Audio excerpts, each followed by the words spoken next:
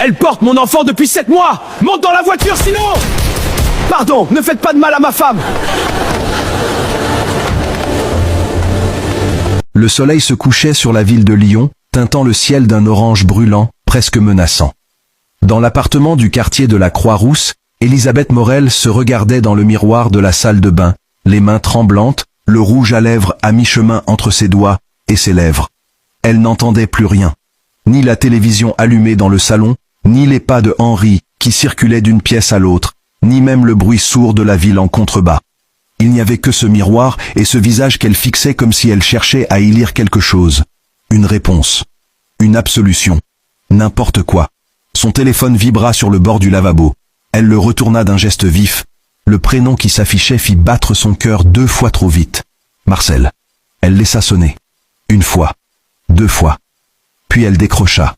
La voix basse, presque un souffle. Je t'ai dit de ne pas appeler à cette heure-ci. Et moi je t'ai dit que j'avais besoin de te voir ce soir.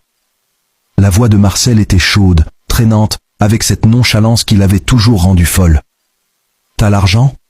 Elle ferma les yeux. Derrière la porte, elle entendit Henri tousser légèrement, puis le bruit du réfrigérateur qu'on ouvre. Oui, dit-elle encore plus bas. Bien, je t'attends. La ligne coupa.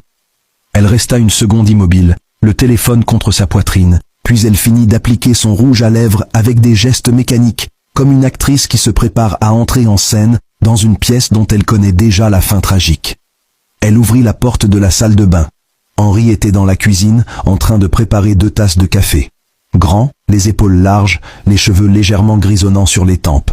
38 ans et quelque chose dans le regard qui inspirait confiance immédiatement. Il se retourna en l'entendant et sourit. « Tu sors ? » ?»« Oui, Simone m'a appelé tout à l'heure. Elle traverse une période difficile avec Georges. Tu sais comment elle est, elle a besoin qu'on l'écoute. » Henri hocha la tête avec cette bienveillance tranquille qui le caractérisait. « Tu veux que je te dépose ? » ?»« Non, non. Prends ton café, repose-toi. Tu as travaillé toute la semaine. » Il s'approcha d'elle, lui déposa un baiser sur le front. Un baiser doux, sincère. Le genre de baiser qu'on donne sans calcul ni arrière-pensée. « Rentre pas trop tard, mon cœur. » Elle ne répondit pas. Elle prit juste son manteau, son sac, et disparut derrière la porte. Dans l'ascenseur, elle s'appuya contre la paroi froide en métal et souffla longuement. Dans son sac, enveloppé dans un mouchoir en tissu, comme si la cachée ainsi suffisait à effacer le crime, il y avait une enveloppe. 800 €. Prélevée ce matin sur le compte joint qu'Henri et elle avaient ouvert ensemble 3 mois après leur fiançailles, pour préparer sereinement leur avenir. Elle traversa la rue sans regarder à droite ni à gauche, comme quelqu'un qui ne craint plus vraiment